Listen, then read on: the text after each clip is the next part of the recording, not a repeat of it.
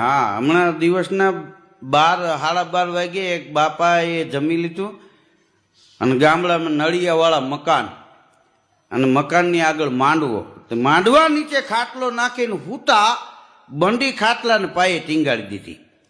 3 વાગે જાગ્યા, જાગીને જોયું તો બંડી નહીં, ગોતવા માંડ્યા. એમાં એના 3 છોકરા આવી ગયા. હું છે બાપુજી? એ કે બંડી કોક લઈ ગયું. કે ક્યાં રાખી હતી?